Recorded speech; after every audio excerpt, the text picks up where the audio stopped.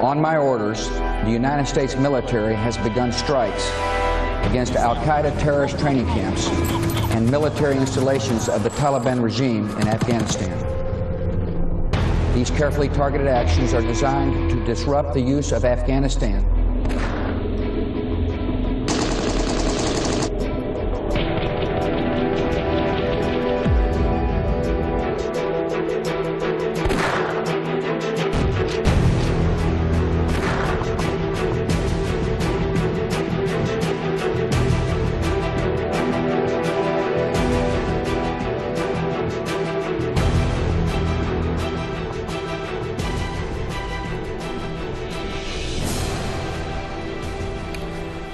...19 años de mentiras, incluso hasta más, si es que se estaba preparando desde antes.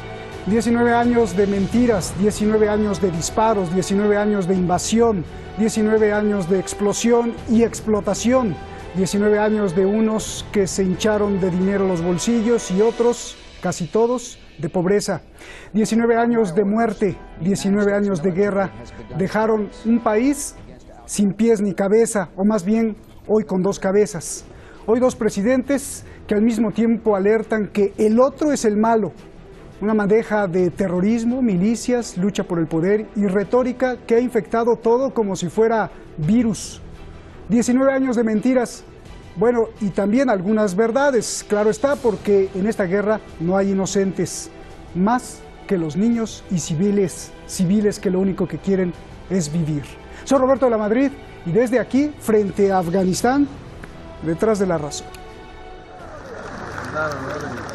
Este es el presidente de Afganistán, tomando juramento para segundo periodo presidencial. Asistieron diplomáticos de Estados Unidos, militares de la OTAN y embajadores de varias partes del mundo. En medio del juramento, explosiones. Terroristas de Daesh lanzaron una decena de proyectiles. Uno cayó en el coche de un funcionario. No hubo víctimas. El presidente les dijo a los invitados que no huyeran.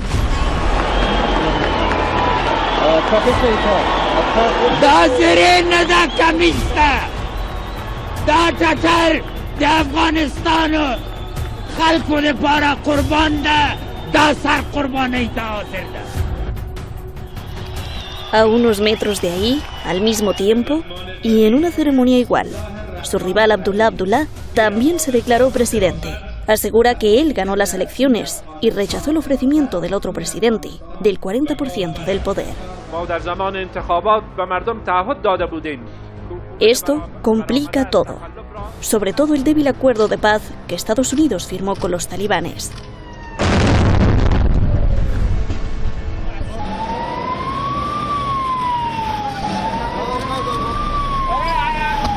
Los talibanes dicen estar listos para el diálogo directo con el gobierno afgano. ¿Pero ahora cuál? Los talibanes exigen que primero se liberen a 5.000 de sus milicianos presos. Ghani se opuso, pero en un giro de 180 grados aceptó liberarlos por fases. Los talibanes quieren todos al mismo tiempo.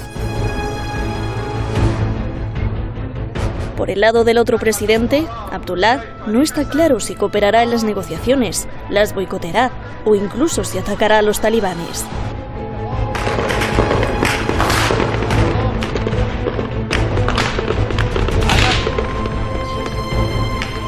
Después de meses sin dejar muchos muertos, los terroristas de Daesh vuelven al ataque, para dejar claro que se oponen al acuerdo de paz entre Estados Unidos y los talibanes.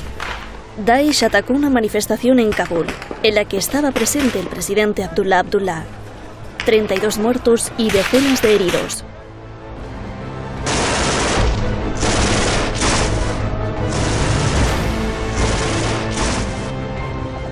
Estados Unidos ha empezado su retirada parcial de tropas en Afganistán, estipulada en su acuerdo con los talibanes. De 13.000 soldados, quedarán 8.600 en 135 días.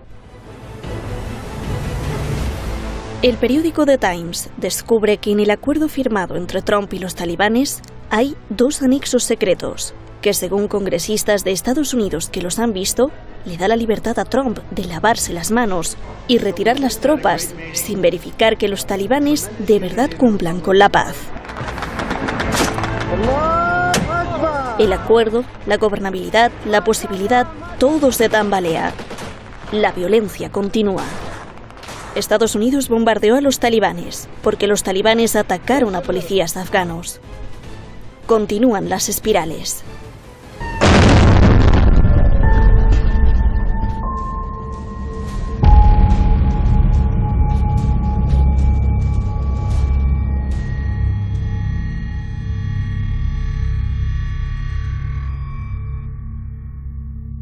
Sí, prácticamente entre el humo que se extiende como virus. Y después le voy a decir por qué estoy utilizando esta palabra de virus, pero más al final del programa. Muchísimas gracias a usted por su preocupación, muchísimas gracias por estar siempre atrás de nosotros, detrás de la razón, apoyándonos, criticándonos, felicitándonos. Gracias. Vamos directamente con nuestros invitados. Jorge Luis Santa Cruz, un académico, un gran periodista allá en México, y Daniel Lobato, articulista de Oriente Medio, experto en todo lo que está pasando en la región y también con sus lazos y sobre todo los hilos invisibles en el mundo. Jorge, comienzo contigo. A los dos les pido su ayuda porque hay muchas preguntas y muy poquito tiempo. Jorge, antes de preguntarte por las dos cabezas que ahora tiene el país, déjame claro, por favor, ¿qué fuerzas convergen hoy detrás de todo el caos que vemos en Afganistán? Hay muchos frentes, hay muchos intereses. ¿Qué fuerzas en las sombras no vemos que están operando desde varias partes del mundo justo ahí en Afganistán? Por favor. Claro que sí. Muchísimas gracias. Un honor, Roberto. Saludos al colega Lobato. Saludos principalmente a la audiencia. Veo que convergen sobre todo dos fuerzas externas. La primera de ellas, la que está representada por el presidente de los Estados Unidos, el señor Donald Trump, quien está en plena campaña de reelección, quiere reelegirse en noviembre próximo. Y la segunda fuerza, la que combate contra él, tanto en el Oriente Medio, en Europa, cuanto y sobre todo dentro de los Estados Unidos. La de los patrocinadores del terrorismo de Daesh, me refiero a los del Partido Demócrata. El presidente de los Estados Unidos, Donald Trump, considero, se retirará, o por lo menos hará un retiro parcial de Afganistán para tratar de concentrarse en la campaña interna. Concentrará sus fuerzas en sacar el mayor provecho posible de México, de la crisis mexicana, en tanto que los demócratas, que ya tienen muy visible al ex vicepresidente Joe Biden como el muy probable candidato y adversario de Trump, seguirán azuzando pues la desestabilización del Medio Oriente. A mi juicio, esas son las dos principales fuerzas que están actuando en este momento en Afganistán. Bien, gracias. Daniel, antes de preguntar por la guerra, la invasión, los 19 años y el caos político, ¿cómo definirías Afganistán? ¿Un tesoro donde juegan las grandes potencias? ¿Un lugar donde nadie puede ganar? Los rusos invadieron y los rusos no pudieron, los estadounidenses lo mismo. ¿Qué hay detrás de todo este enjambre en la oscuridad que no estamos viendo? Por favor. Y los británicos antes que los rusos también, ¿no? El Imperio Británico. Bueno, buenas noches, muchas gracias por la invitación, Roberto, un placer estar aquí contigo. Gracias. Y con Jorge también. Bueno, lo que ocurre, yo lo definiría muy rápidamente, para luego, porque esto puede dar mucho de sí. Para mí es una situación calcada, idéntica a la de Vietnam. Me he hecho hasta una lista, cuando me invitaste, me dijiste que vienes a empezar el programa, hasta una lista de 8 puntos con una similitud, una identidad exacta con la guerra de Vietnam, que luego, si quieres, los podemos ir analizando uno a uno, pero sobre todo, pues una duración larguísima de 20 años con 5 presidentes norteamericanos envueltos en ella, terribles crímenes de la Corte que deberían ser investigados por la Corte Penal Internacional, y precisamente hace 5 días ha dado permiso a la fiscal de la Corte Penal para hacerlo, destrucción del país por armas prohibidas, se pacta la derrota, porque en realidad es un pacto de una derrota, con la fuerza insurgente, en este caso con los talibanes, en la cual no participa el gobierno títere, ni de Ghani ni de Abdullah. Ninguno de los dos han participado en ese pacto de la derrota.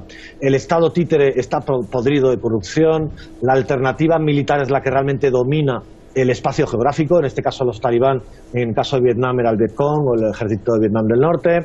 La producción de opio y heroína se ha multiplicado con la presencia de Estados Unidos. Las mentiras en los medios, tenemos a Wikileaks, a Julian Assange muriéndose, y en el caso de Vietnam también hubo los Pentagon Papers.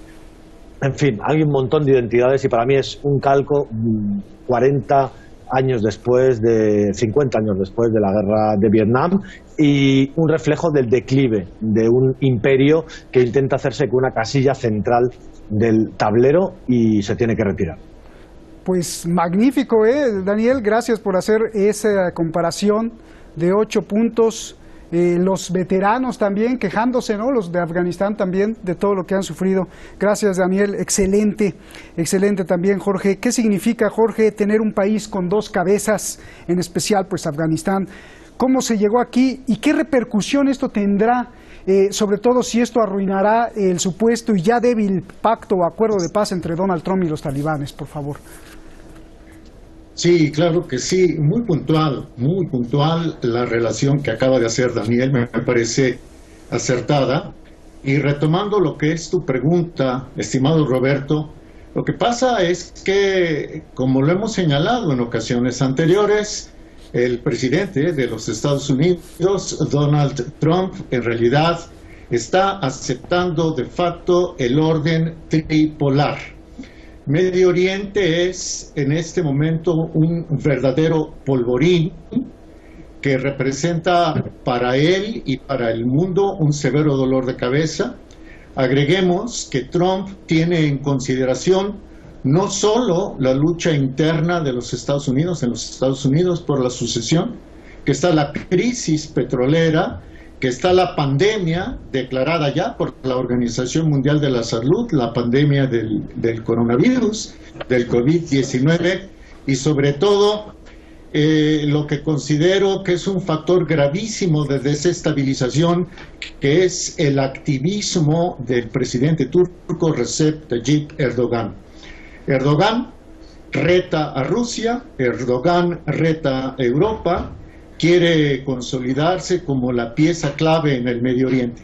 Entonces, ante la cierta vulnerabilidad que reconoce Trump en su postura, ha optado por dejarle a Putin, el presidente ruso, que actúe en el Medio Oriente, que ponga en orden a Erdogan y que de alguna manera funja como contrapeso en Turquía. Esa es mi lectura. Bien. Daniel, Abdullah se declaró presidente y el reporte es que ya no fue de último momento por rechazar las elecciones como siempre lo ha hecho, sino porque no le llegaron al precio. Ambos habían tenido justo antes de sus juramentos, lo detuvieron incluso para negociar, pero Ghani pues le ofreció el 40% del poder y no lo dejó tener los ministerios de seguridad, entonces el otro dijo ya no y ya se declararon ambos presidentes. ¿Quién está detrás de Abdullah y quién está detrás de Ghani, por favor?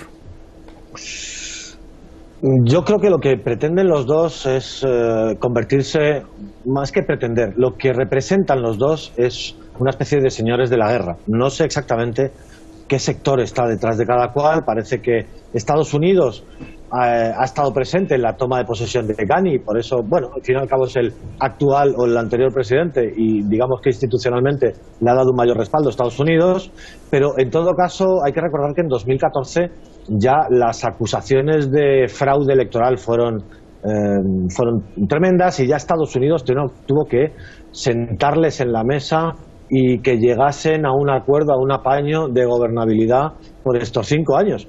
Y al final lo consiguió en aquel momento Estados Unidos, pero ahora, claro, el escenario que se dibuja es diferente. Es de un país en el cual la potencia invasora se marcha, en el cual el Estado títere, que básicamente, pues como en esa analogía que antes yo hacía de Vietnam del Sur, se limita a Saigón bueno, pues en este caso a la capital de Afganistán y algunas ciudades más, pues esa es digamos, la autoridad que tiene ahora mismo el Estado afgano. Es un escenario mucho más abierto y que es mucho más fácil entender que no lleguen a un acuerdo. Efectivamente, como tú has dicho, le ha ofrecido casi la mitad de los ministerios, aunque no los que tienen un poder real en seguridad y de control del país, pero en todo caso el escenario es muy abierto. Y yo creo que ninguno de los dos se quiere vincular al otro, especialmente Abdullah. Yo creo que no se quiere vincular a Ghani, quiere mantener una posición alejada del actual presidente de Ghani por si en algún momento tiene que pactar incluso con los talibán para hacer un frente común contra Ghani, ¿no? Y no estar asociado, que su suerte, la suerte de Abdullah, se sienta idéntica a la suerte de Ghani, ¿no? Condicionada a la suerte de Ghani. Entonces, es un escenario un poco de sálvese quien pueda. En estos momentos es otro escenario muy parecido al de la guerra de Vietnam, que un año y medio después de marcharse a Estados Unidos, Vietnam del Sur, Saigón, la capital cayó, pues Kabul. ¿Qué puede ocurrir en los próximos meses? Pues puede que caiga también, ¿no? Bien. Por cierto, hay una anécdota, ¿no? El doctor Abdullah, como buen afgano, solo tenía un nombre, no tenía apellido, se llamaba Abdullah, pero pues ya como lo hicieron presidente o empezó a tomar fuerza políticamente desde hace 20 años, pues ya le dijeron, pues Abdullah. Es una anécdota ahí. Muchos jóvenes en el mundo me preguntan, Jorge, muchos estudiantes, y por eso te pregunto, porque tú eres maestro y ya les sabrás explicar entonces, los talibanes, ¿qué persiguen? ¿Quién los financia? ¿Quién está detrás? ¿Y por qué los terroristas de Daesh no quieren un acuerdo entre gobierno y talibanes?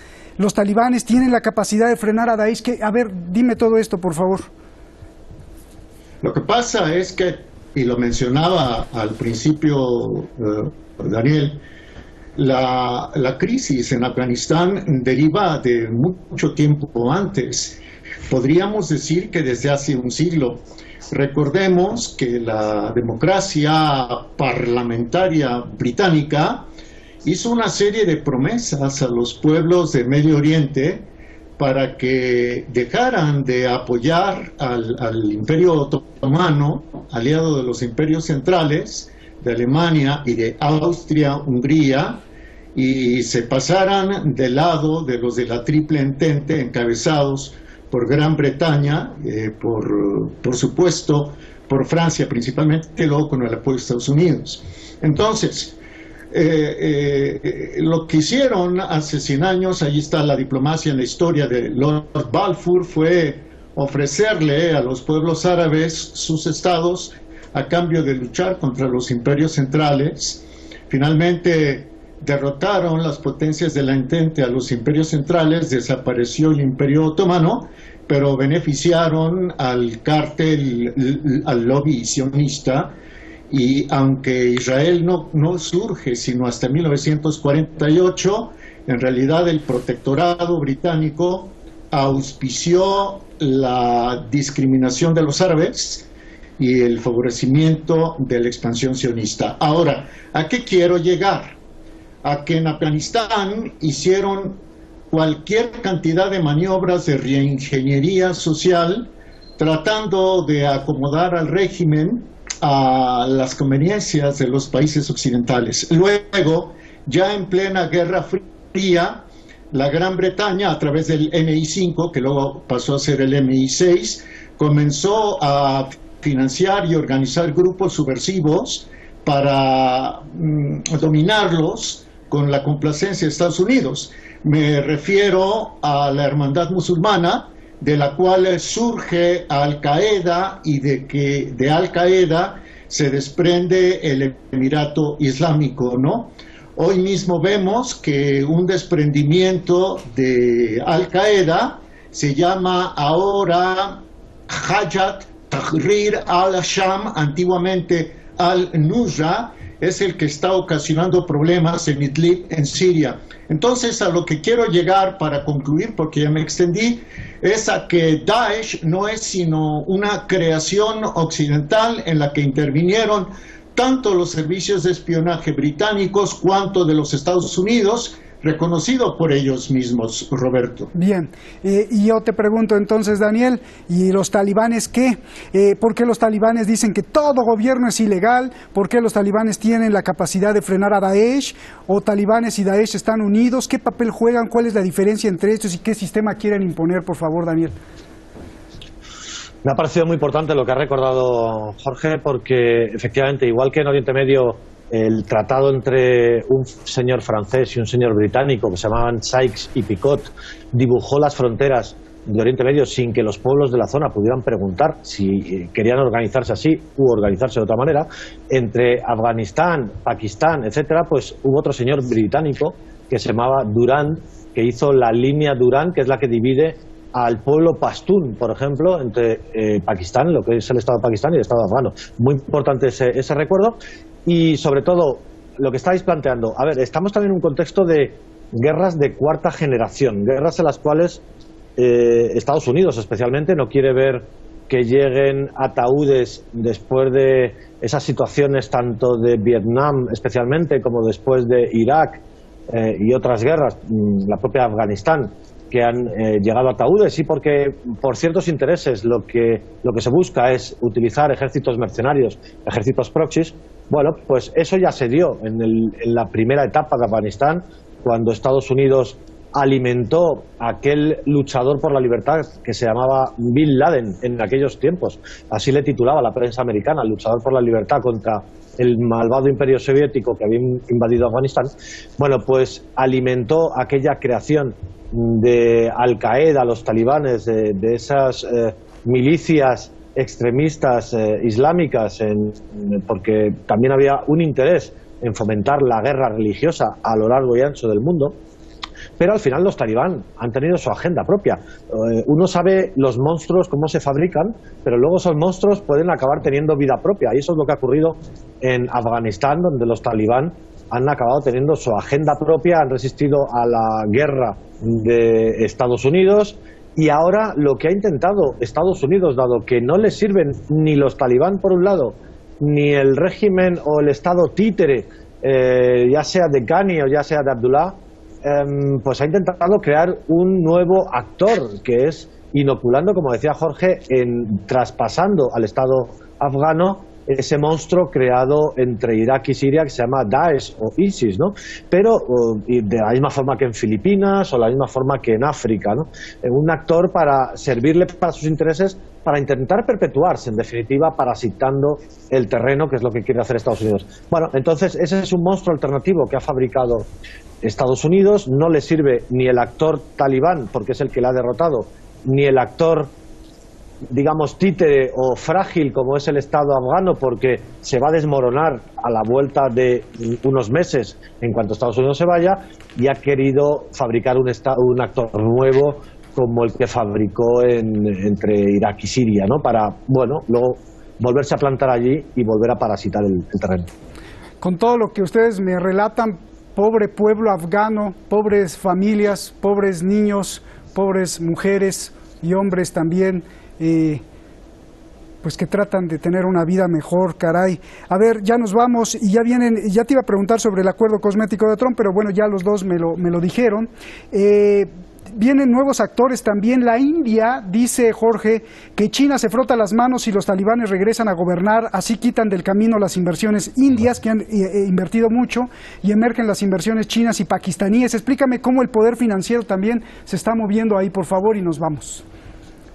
Sí, claro, muy rápido. Evidentemente, el actual régimen de la India pretende colocarse como el número 2 o el número 3 a nivel global. Sin embargo, el ascenso de China con el apoyo de Rusia le molesta, ¿no? Simplemente decirte lo siguiente: Trump se va a replegar, bien lo dice Daniel. No quiere Trump que las bolsas negras y los ataúdes de las víctimas estadounidenses comiencen a llegar a Estados Unidos poco antes de las elecciones de noviembre. Entonces le dejará Trump a Putin, quien se está consolidando, ya le están dando permiso de reelegirse en el 2024, que ponga orden en esa parte de Eurasia, y le está dejando a China también que siga construyendo su ruta de la seda. Esa es la razón de la inconformidad de la India, Roberto. Pues te agradezco muchísimo, gracias, ya nos vamos, gracias a los dos, un abrazo como siempre, gracias, buenas noches.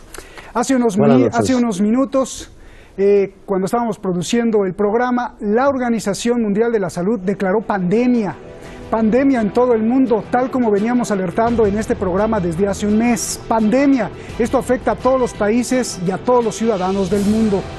Le pido a usted, por favor, no pánico, no estrés, por mucho que usted crea que hay motivos suficientes para estresarse, no.